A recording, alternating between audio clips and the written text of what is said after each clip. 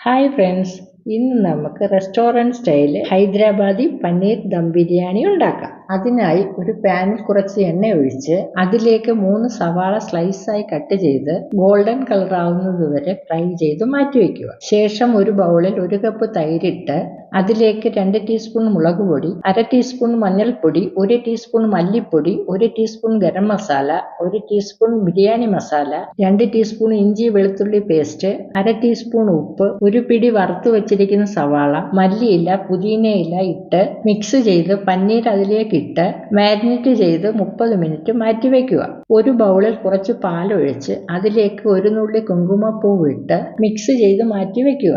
കുങ്കുമപ്പൂ ഓപ്ഷനിലാണ്. അത് കഴിഞ്ഞ് ഒരു പാത്രത്തിൽ കുറച്ച് വെള്ളം ചൂടാക്കി അതിലേക്ക് ബേ ലീഫ്, ജാതിപത്രി, പട്ട, വലിയ ഏലക്ക, ചെറിയ ഏലക്ക, ഗ്രാമ്പൂ ഇട്ട് 2 മിനിറ്റ് തിളപ്പിക്കുക. വേറൊരു ബൗളിൽ 1 കപ്പ് ബിരിയാണി അരി എടുത്ത് നല്ലതുപോലെ കഴുകി തിളയ്ക്കുന്ന വെള്ളത്തിൽ 1 ടീസ്പൂൺ ഉപ്പിട്ട് അരി അതിലേക്ക് ചേർത്ത് അടച്ചു വെച്ച് അരവേവ് ആകുന്നതുവരെ വേവിച്ച് സ്ട്രെയിൻ ചെയ്ത് വെക്കുക.